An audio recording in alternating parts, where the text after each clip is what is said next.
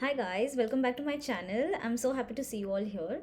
So in today's video, we'll talk about integrating single-cell RNA sequencing datasets in R using Seurat package. For this tutorial, we will be using a hepatoblastoma dataset. So hepatoblastoma is a pediatric cancer. Essentially, these are tumors originating in the cells in the liver. And the goal of the study is to identify distinct tumor cell populations and understanding key genetic mechanisms through single-cell RNA sequencing. And the design of the experiment is that samples are collected from 3 patients, as you can see here in the table, and the samples are collected from distinct sites. So samples are collected from the actual hepatoblastoma tumor, the background liver, that is the tissue adjacent to the hepatoblastoma tumor, and the patient-derived xenografts. So PDXs are actually when the tumors are extracted from the patients and inoculated and grown in mice, as you can see here, and these serve as a good model to study the growth and progression of the tumors. Single-cell RNA sequencing was then performed on these samples from each of these patients, and the goal remains to identify distinct cell populations and understanding the heterogeneity, and also understanding how they play a role in pathogenesis and intracellular signaling in hepatoblastoma. However, the goal of our analysis is to integrate data from these different patients and correct for the batch effects. Today we'll talk about what are the different scenarios where we could use integration, talk about different types of integration, then I want to show you a list of batch correction methods available, and finally demonstrate how to integrate the data. Talking about when to integrate, integration can be used when you have multiple RNA sequencing dataset from different conditions or different treatments or maybe different samples or different patients. You can also use integration for cell label transfer. So let's say if you have a well annotated data set, you can use that as a reference to transfer the cell labels or annotations to the query data set. Integration can also be used for multimodal data sets. So if you have single cell RNA-Seq and single cell ATAC-Seq, you can use integration to merge the different modalities. And also you can use integration to integrate topological arrangement in cells with their gene expression. For our tutorial, the first case is more applying since we have similar cells, similar measurements from different patients. We can use integration to integrate the data from different patients and correct for the batch effects. Talking about the types of integration, we have 3 types of integration. So the first one is the horizontal integration, where we have the same modality being measured across different or independent group of cells. So an example could be we could have RNA sequencing performed on the same type of tissue, but from different patients or donors, or even processed using different sequencing technologies. And the data sets that arise could be, as a result, could be integrated using the common gene set between them, and the integration that we would be performing essentially is the horizontal integration. Another type of integration is vertical integration, where let's say if we have different modalities being measured from the same group of cells. So let's say if we have methylation data, RNA sequencing data, or ATAC sequencing data, we could essentially integrate those different modalities together on the basis of the common cells, and the integration that we would be performing there would be vertical integration. And lastly, if we have a scenario where we have modalities being measured, different modalities being measured from different group of cells, we could integrate them together, and we would essentially be performing diagonal integration. So depending on what data you have, what modality is being measured from what cells, you can decide which integration you would want to perform, and there are different integration methods available for each type of integration.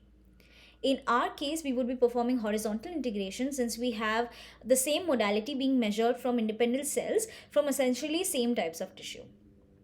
I want to demonstrate what are batch effects and how to visualize batch effects in your data when I start processing the data. But before that, I wanted to show you what are the available methods to correct for batch effects. And there are several methods and each of them use different ways to correct for the batch effects. But today we will be using the canonical correlation analysis that is implemented in Seurat package. These are my requirements for today's tutorial. I will be using 4 packages: Seurat to integrate the data, tidyverse to manipulate the data, ggplot2 and grid extra to plot the data and arrange the plots in a grid. So now let's switch screens to start analyzing our data. So let's start by first fetching our data. So we can go to NCBI GEO, and we can type in our accession ID there. So our accession ID is GSE 180,665. This is corresponding to our data set that we will be using today. So this is the data. This is essentially under the supplementary file section, they have provided some files. So you can see there is a underscore raw.tar file. So when you click on custom, you will be able to see that they have provided us with the raw matrices filtered and the raw matrices for each patient for each tissue type. So I'm interested in downloading the filtered matrices, so I will be checking in the boxes that correspond to the filter matrices for each of these patients and click on download. It has finished downloading. So now let's go to our terminal and check. So we can see that underscore raw.tar file has been downloaded. So let's uncompress this file. So after uncompressing, let's take a look at the files, and we can see that all the filtered matrices that we chose were present in the .tar file, which have been uncompressed. But again, these files are also .tar.gz compressed. So let's uncompress these files now. Because we will require the matrix file, the barcode file, and the feature file to create a count matrix and read that count matrix into a Seurat object. So that would be present in each of these folders, which are essentially .tar.gz compressed. So for I in files ending in .gz, do tar xbzf $I, just writing a for loop to uncompress these files. So now we can see that we have additional 7 folders, and when you take a look into these folders, you will be able to see that there is a barcode file, a feature file, and a matrix file present within each of these.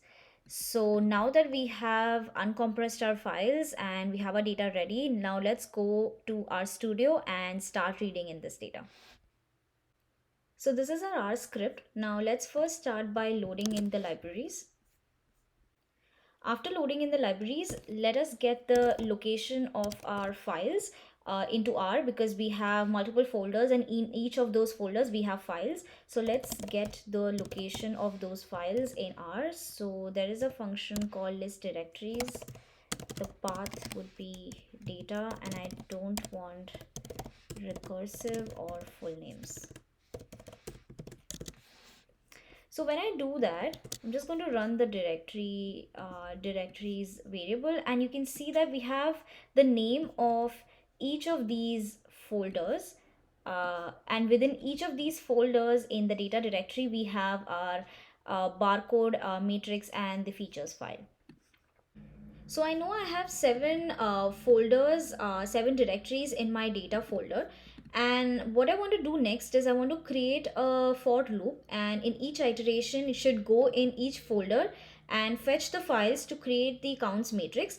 And then using the counts matrix, I want to create a Seurat object and assign it to a variable that has both the patient information as well as the type of the tissue. So let's do that. Let's write a for loop. And within the for loop, the first thing I want to do is I want to create the variable names. So I will manipulate this a little bit. So I will replace this string in my variable. And then the first thing we're going to do is we're going to use the read matrix function. So we provide here the paths to the matrix file, the feature file, and this barcode file. So the matrix file, I'm just going to go in one folder to see what these files are called. So this is the name of the matrix file. So I'm just going to use the matrix file name here. Then provide the path to the features file.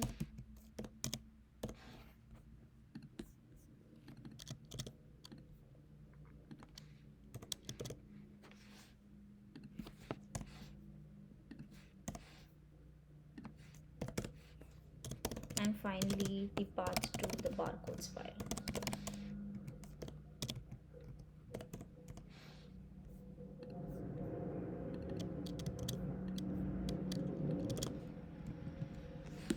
and assign this to variable called counts. This would be our count matrix. This would create our count matrix. And finally, I want to create a Seurat object, and in our counts parameter I will be providing this variable, the counts matrix. And ideally, I want to assign it to a variable that has both the patient information and the tissue type. So that's what we created here in the name. So I cannot type name here because it would just assign it to a variable called name.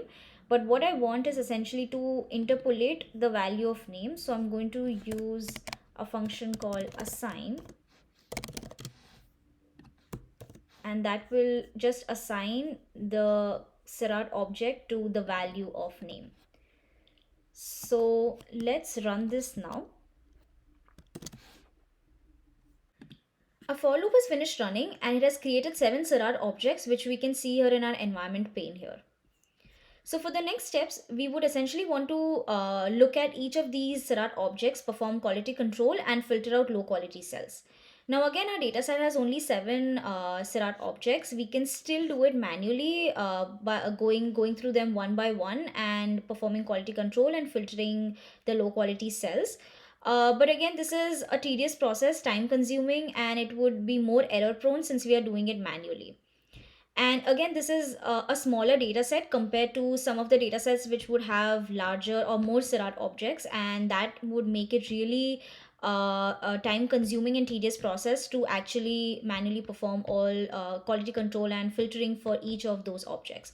So another option is to actually merge all these objects together into one object. So here we are just merging the data sets. We are not performing integration. So we are just combining all the Seurat objects together into one Seurat object. So we could essentially perform quality control and filtering on all of them simultaneously rather than going through each of them and performing those steps over and over again. So let's merge all the Seurat objects into one object now. So before I do that, I want to type ls in my console to get the names of all the objects in my environment.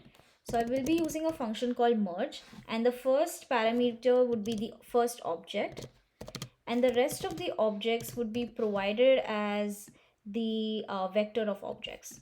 So I'm just going to copy and paste all the objects here.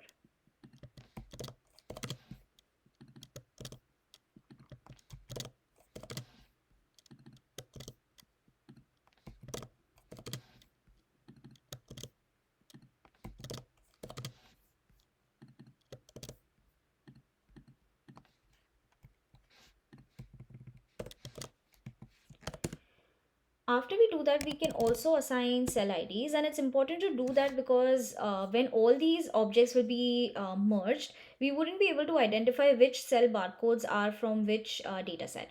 So in order to do that, we can add cell IDs, and for that I'm just going to use the output of the ls command. So from the third value to the ninth value would be my cell IDs, because the cell ID should also correspond to the order of the objects. So I'm just going to use that. And then you can also provide it with a project name. I want to provide it with HP because it's a hepatoblastoma dataset.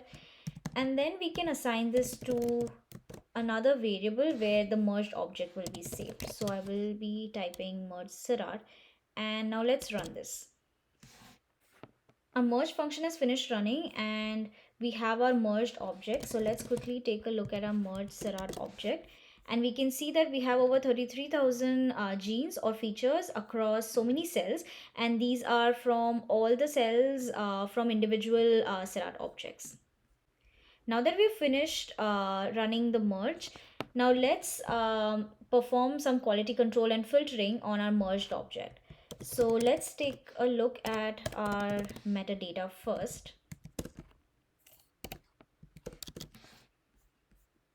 Here we can see that we have our number of transcript counts and the number of genes for from each cell, and the cell barcodes have prefix the patient ID and the type of the tissue. So essentially we would be having these cell barcodes from all the 7 individual Seurat objects. So what I would like to do next is I would actually want to create another column here that would essentially tell me what patient and from what tissue is the cell barcode originated from. So let's create a sample column. Let's start by assigning our row names to a column.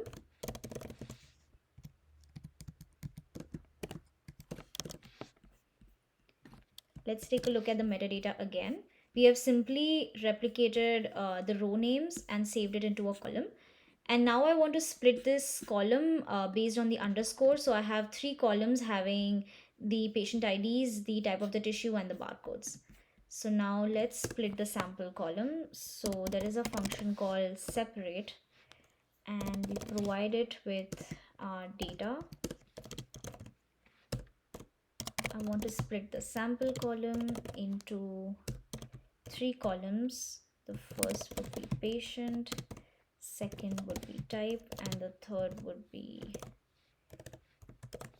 barcode.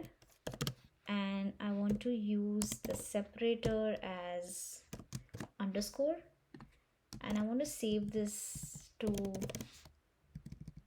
the metadata. Now let's take a look at our metadata again. And now we can see that we have 3 columns, and we can now say which barcode comes from which patient and what is the tissue type with the corresponding number of transcripts and the number of genes. So just for the sanity check, I would want to essentially see whether my merged object contains data from all the 3 patients and from different tissue types. I'm just going to do a unique. This is just a sanity check. So we have data from all the 3 patients and from all the 3 tissue types. So it looks like our data has merged properly, and now we can perform quality control and filtering on this data. So to filter out low quality cells, let's calculate the percentage of mitochondrial cell. So percentage features set merge Seurat object. Here I'll be providing the merged object and the pattern to calculate percentages of those genes starting with empty. And now I'm saving it to merged Seurat mito percent and run this. In addition to calculating the mitochondrial percentages, we can also look at additional metrics to assess the quality of our data. So we can also look at the number of cells in our samples. We can look at number of transcript counts as well as in the number of genes and correlate them with each other. We can also find the number, how many of our cells have both the high number of transcript counts as well as high number of genes. So I encourage you to explore the data and explore the quality control to identify how many of these cells are of good quality. But for the sake of demonstration, I'm not going to go into the details of that. If you're interested in how to perform this analysis, you can check out one of my previous videos where I have gone through each of these quality control steps in further detail. I will link the video in my description below, so make sure you check that out if you are not aware of how to perform these steps.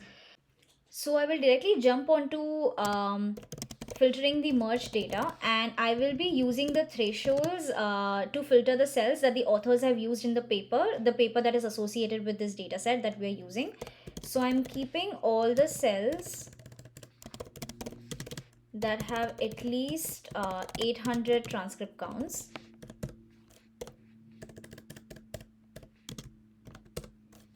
And genes and cells having at least 500 genes, and filtering out all the cells that have greater than 10% of mitochondrial genes.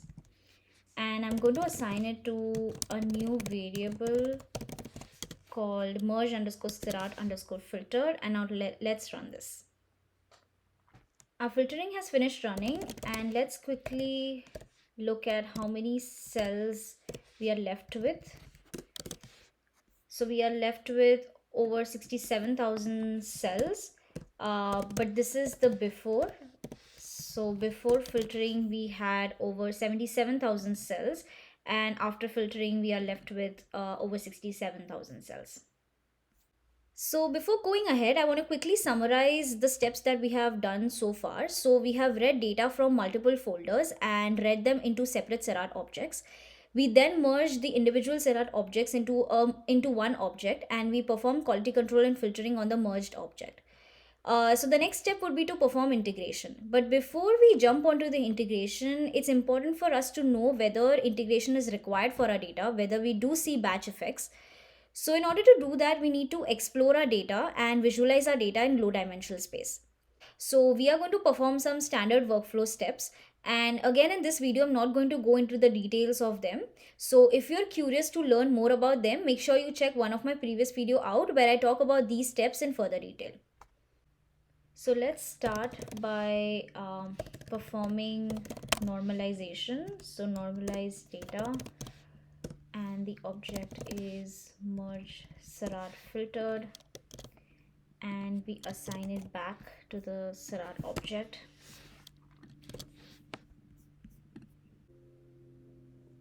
After normalization, we will find variable features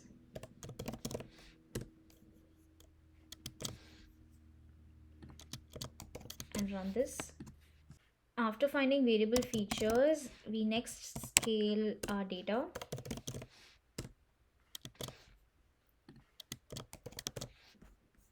Next, we run linear dimensionality reduction once the scaling has finished. After linear dimensionality reduction, we find the dimension of our dataset. So using the elbow plot,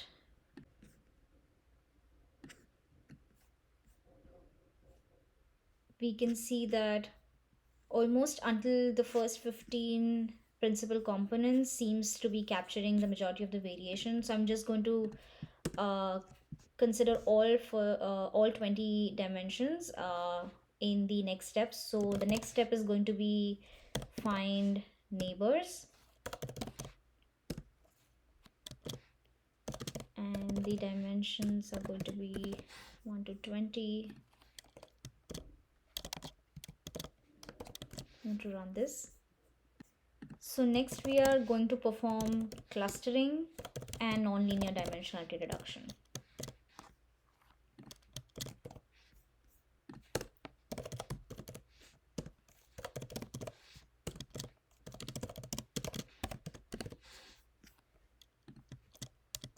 So I'm going to run them together. We have finished running all the steps in our standard workflow. So now let's visualize our data in low dimensional space. So I want to create two types of plots. Basically, I want to color the cells by the patient. So I want to know which cells are coming from which patient, and also color the cells by the tissue type. So also want to know which cells are coming from what tissue type. So I will be creating two dimension plots. So providing it with the name of the object, I want to use UMAP reduction, and I want to group the cells by patient. That would be one plot, and the other plot would be I want to group my cells according to the tissue type. Also, I will be changing the colors of this plot. So I want to change it to red, green,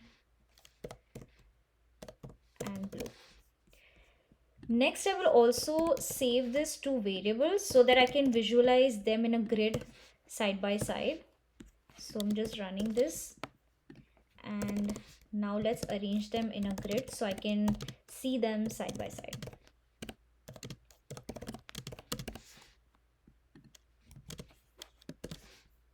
So now that it's finished running, let's zoom into our plot and visualize our results.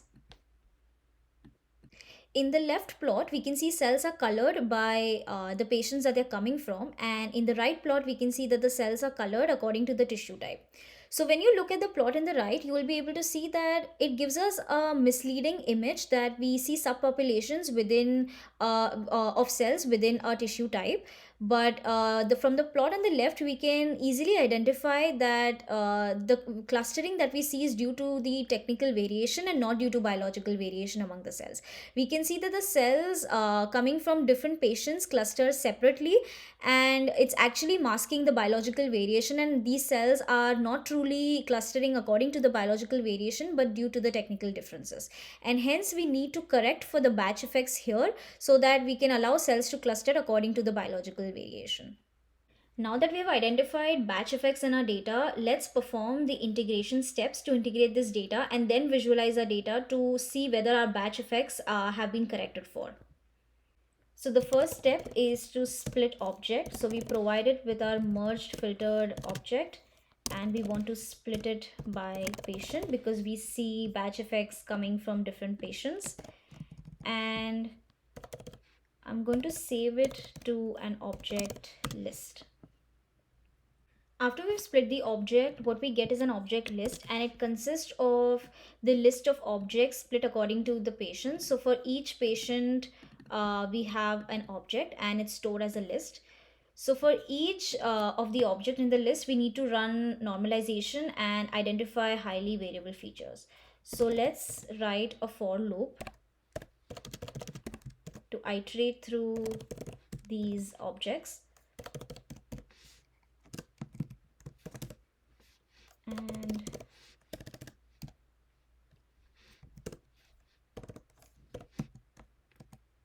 we want to run normalize data, and the object would be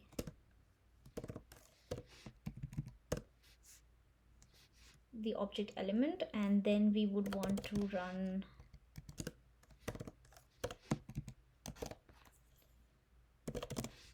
find variable features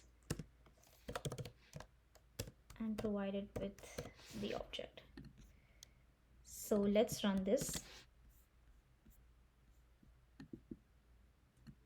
I'm following the Seurat's integration vignette and following the steps that are provided in the vignette. So I will be adding the link to the vignette in the description below. So now that it is finished running and performing the normalization and finding the variable features for each object in the list, next we select integration features. So we select integration features from object list. So this is our object list, and we save it to features and we run this. After we have selected the integration features, next we need to find anchors to integrate the data across different patients. So in order to do that, we will be utilizing a method called canonical correlation analysis. And I will be linking the papers that explain this concept really well, a couple of papers and articles in the description below. So if you want to know more about how this method works, make sure you check that out. So we run find integration anchors provided with the object list, and anchor features as features we identified in the previous step, and save it to anchors. And then we use these anchors to integrate data.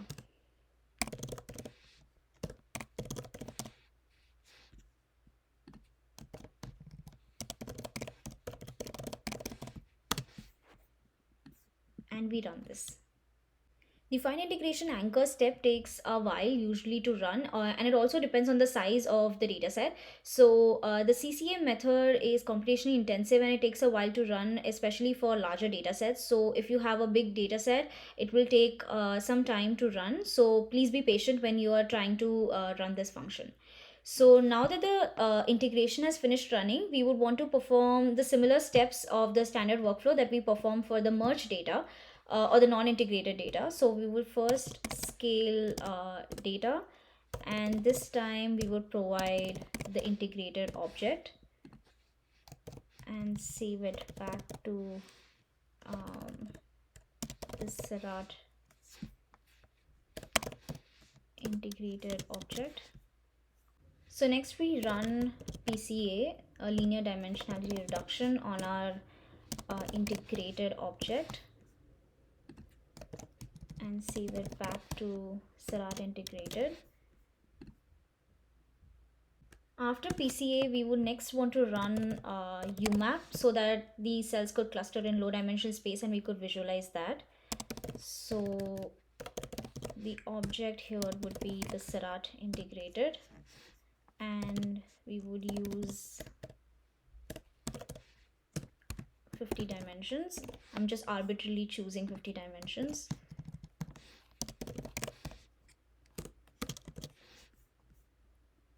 So now that the UMAP is finished running, we would essentially want to visualize our data just how we visualized our merged data, the data before integration. So we would want to essentially color our cells from the patients that they're coming from and according to the tissue type. So let's use dim plot and use Seurat object using the reduction UMAP and grouping the cells by patient. And I'm going to save this into a variable and copying the same command, just changing the group by to type here and changing the name of the variable. So let's arrange them in a grid now.